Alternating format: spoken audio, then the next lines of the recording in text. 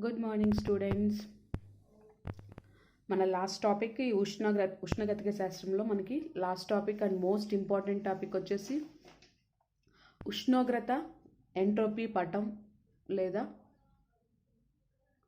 TS పటం అంటాం. Tea అంటే ఉష్ణోగ్రత, ఎస్ అంటే ఎంట్రోపీ కదా.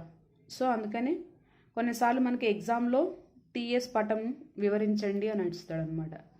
అందుకని టీఎస్ కూడా పెట్టాను. టీఎస్ పటం వివరించండి, దాని భౌతిక ప్రాముఖ్యతను వివరించండి అని అంటాడు. లేకపోతే ఉష్ణోగ్రత ఎంట్రోపీ పటంను వివరించి దాని భౌతిక ప్రాముఖ్యతను వివరించండి అని ఇస్తాడు.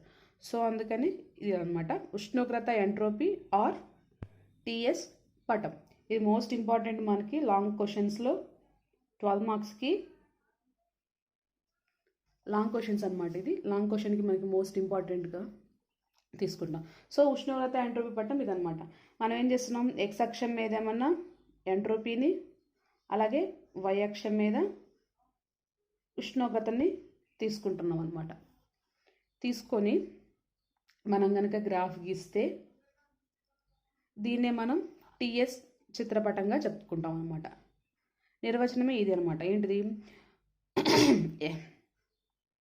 ఉష్ణోగ్రతను వై అక్షం మీద, ఎంట్రోపీని ఎంట్రోపీని ఎక్స్ అక్షం మీద తీసుకొని గీచిన గ్రాఫ్నే మనం ఉష్ణోగ్రత ఎంట్రోపీ పటం లేదా టీఎస్ పటంగా చెప్పుకుంటాం అనమాట. అయితే దీనికోసం మనం ఏం చేస్తున్నామంటే, మీకు ఆల్రెడీ ఎంట్రోపీ మనం తీసుకున్నప్పుడు దానికి ఒక ఫిగర్ ఉంది. ఏంటిది, సమ ఉష్ణోగ్రత వ్యాకోచం, స్థిర ఉష్ణోగ్రత వ్యాకోచం అని చెప్పాం కదా. సో ఆ కార్నో చక్రంని తీసుకుంటాం అనమాట. అదే కార్నో చక్రాన్ని, కాకపోతే మనం దీన్ని ఏం చేస్తున్నామంటే ఇలా దీర్ఘచతురస్రాకారంలో తీసుకున్నాం. దాన్ని అయితే యాక్చువల్లీ మనం ఇలా తీసుకుంటాం కదా. సో ఓన్లీ ఈ పార్ట్ మాత్రమే తీసుకున్నాం అనమాట ఇలా. సో ఈ పార్ట్ మాత్రమే తీసుకొని ఇలా రాసాం. అందుకే ఇక్కడ రాసాను సమ ఉష్ణోగ్రత వ్యాకోచం, స్థిర ఉష్ణోగ్రత వ్యాకోచం, సమ ఉష్ణోగ్రత సంకోచం, స్థిర ఉష్ణోగ్రత సంకోచం అని. అయితే ఇప్పుడు ఏం చేస్తామంటే ఈ వక్రంలో అంటే ఈ దీర్ఘచతురస్రాకార వక్రంలో మనకి ఏబి అలాగే సిడీలు అనేవి మనకి సమ ఉష్ణోగ్రత అంటే సమ ఉష్ణోగ్రత ప్రక్రియలకు లోనైనవి అనమాట. అంటే ఏబి ఒకటి, సిడి. ఇది ఎలా వస్తుంది, మనం మీకు ఆల్రెడీ చెప్పా, ఇది ఇలా వెళ్ళి ఇలా అనమాట. అలా కాకుండా డైరెక్ట్గా అంటే ఇలా మనం ఇలా తీసుకుంటున్నాం. అందుకే సిడి అన్నా నేను, డిఏ కాదు సిడి అనమాట. సో ఇలా రాస్తాం కదా, ఏబి సిడి అనమాట. అయితే ఈ చక్రంలో మనకి సమ ఉష్ణోగ్రత వక్రాలు ఏంటివి, ఏబి సిడీలు టీఎస్ అక్షానికి అంటే టీఎస్ పటంలో ఎస్ అంటే ఎంట్రోపీ అక్షానికి సమాంతరంగా ఉంటే రెండు సమాంతర రేఖలను, ఇవి రెండు మనకి ఎక్స్ అక్షానికి సమాంతరంగా ఉన్నాయి. అలాగే స్థిరోష్ణక ప్రక్రియలో మనకి బీసీ డిఏలు ఇలా వై అక్షానికి అంటే ఉష్ణోగ్రతకి సమాంతరంగా ఉన్నాయనుకున్నాం. అందువల్లే మొత్తం మనం ఏం చేస్తున్నాం, దీన్ని ఒక దీర్ఘచతురస్రాకారంలో మనకి లభిస్తుంది అనమాట. ఏం లేదు, సమ ఉష్ణోగ్రత వ్యాకోచం, సమ ఉష్ణోగ్రత సంకోచం అనేది ఎక్స్ అక్షం మీద మనం ఏం తీసుకున్నాం, ఎంట్రోపీ పటాన్ని మనం తీసుకున్నాం. సో ఎంట్రోపీ తీసుకున్నాం. సో ఎంట్రోపీకి సమాంతరంగా ఉన్నాయి. అలాగే వై అక్షం మీద ఉష్ణోగ్రతకి సమాంతరంగా ఉన్నాయి కాబట్టి స్థిర ఉష్ణోగ్రత వ్యాకోచం, స్థిర ఉష్ణోగ్రత సంకోచాలు అనేవి రెండింటి వై అక్షానికి సమాంతరంగా ఉన్నాయి. కాబట్టి ఈ మొత్తం మనం కార్నో చక్రాన్ని మనం ఒక దీర్ఘచతురస్రాకారంలో తీసుకుంటాం అనమాట. తీసుకొని ఈ దీర్ఘచతురస్రాకారంలో తీసుకుని ఒక గ్రాఫ్ లాగా మనం తీసుకుంటున్నాం. అయితే ఇప్పుడు ఏం జరుగుతుందంటే,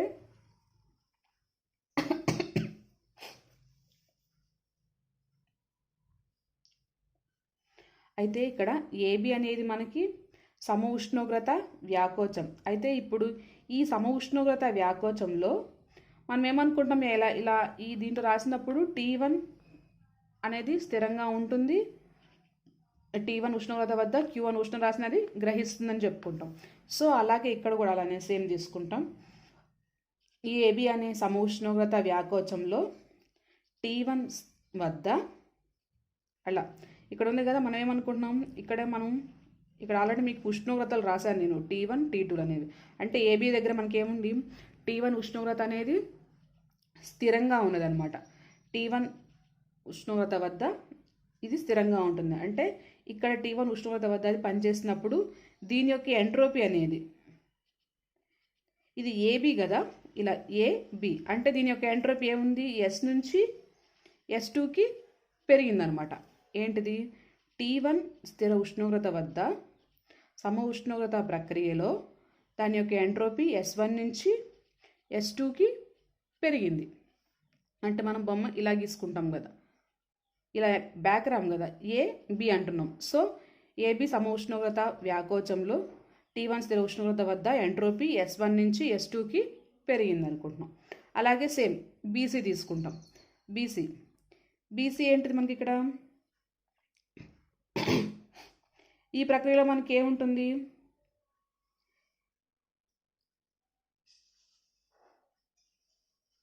అయితే ఈ ప్రక్రియలో మనం ఏం చూసుకుంటున్నాం, ఉష్ణోగ్రత అనేది మనకేంది T1 నుంచి T2కు మారింది, అంతే కదా, బిసి.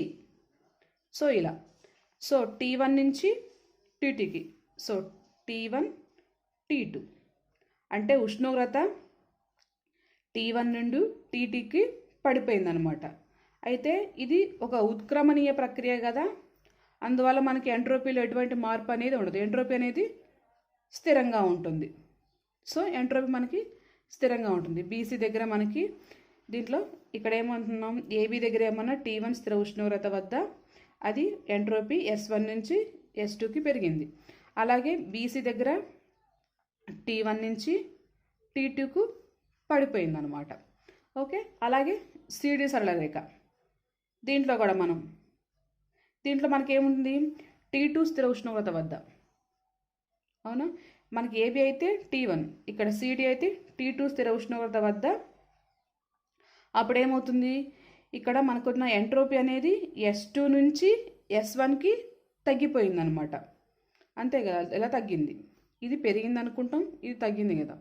సో T2 స్థిర ఉష్ణోగ్రత వద్ద సిడి వక్రం సమ ఉష్ణోగ్రత సంకోచంలో T2 స్థిర ఉష్ణోగ్రత వద్ద ఎంట్రోపీ S2 నుంచి S1కు తగ్గింది అనమాట. అయితే నెక్స్ట్ మనం డిఏ ప్రక్రియ తీసుకుంటాం. సో ఈ మొత్తాన్ని మనం ఈక్వేషన్స్ రూపంలో రాస్తాం అనమాట.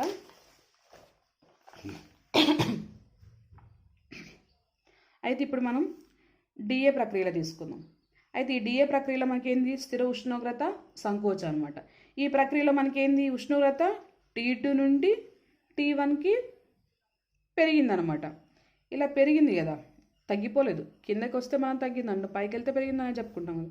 సో T2 నుంచి T1కి పెరుగుతుందన్నమాట. అప్పుడు ఎక్కడ ఎంట్రోపీలో మనకి ఎటువంటి మార్పు అనేది లేదు, ఎంట్రోపీ అనేది స్థిరంగా ఉంటుంది. సో ఇలా స్థిరంగా ఉందన్నమాట.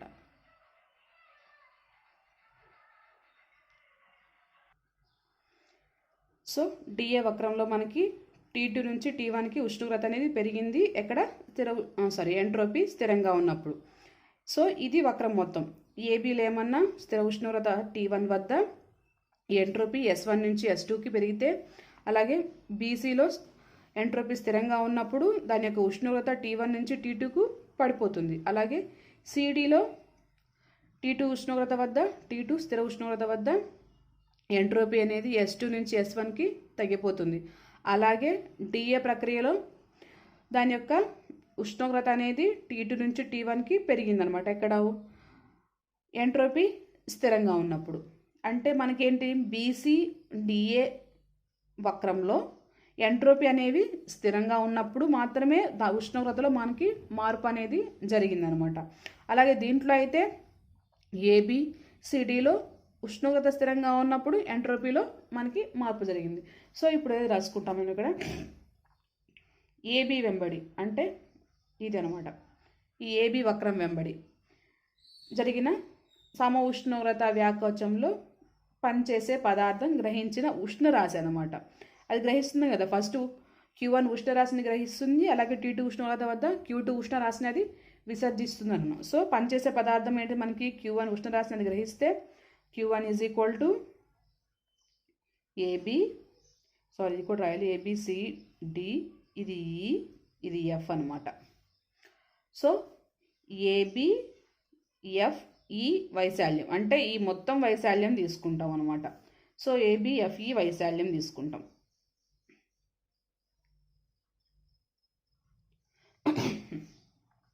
So Q1 is equal to ABFE వైశాల్యం అంటే ఇక్కడ AB మనం ఏమన్నాం, T1 స్థిర ఉష్ణోగ్రత వద్ద దాని ఎంట్రోపీ అనేది S1 నుంచి S2కు పెరిగింది కాబట్టి T1 ఇంటూ S2 మైనస్ S1గా తీసుకుంటాం. సో దీన్ని మనం ఫస్ట్ ఈక్వేషన్గా రాస్తాం. అలాగే నెక్స్ట్ మనకి ఇక్కడ మనకి ఎంట్రోపీలో ఎటువంటి మార్పు లేదు, ఓన్లీ ఉష్ణోగ్రతల మార్పు మాత్రమే వచ్చింది. సో అలాగే ఇక్కడ సిటీలో మనకి సిడి వక్రం వెంబడి సమ ఉష్ణోగ్రత ప్రక్రియలో అప్పుడు పనిచేసే ఇది వెలువరించింది, అంటే ఇక్కడ గ్రహించింది ఇక్కడ వదిలేసింది కాబట్టి వదిలేసిన ఉష్ణరాశిని మనం Q2గా తీసుకుంటే Q2 is equal to same దీని వరకు మాత్రమే తీసుకుంటాం. అంటే DCFE వైశాల్యం, DCFE వైశాల్యం.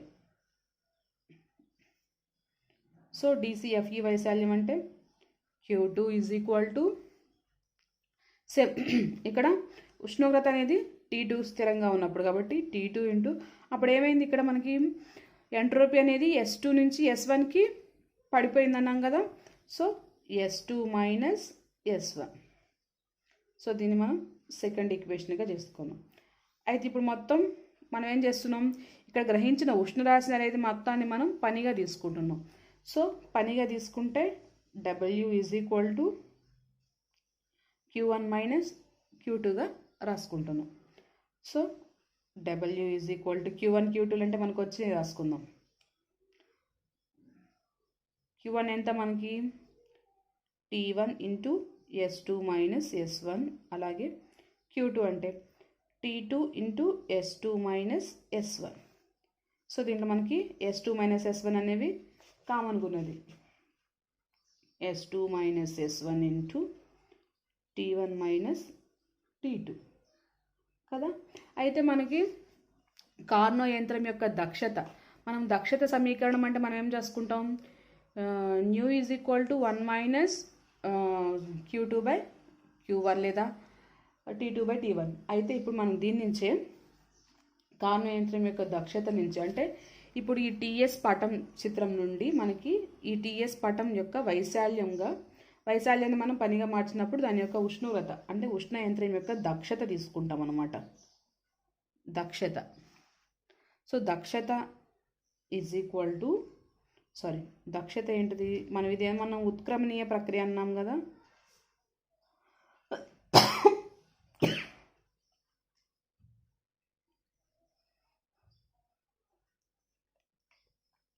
సో రివర్సిబుల్ అనమాట. So nu R is equal to W by Q1.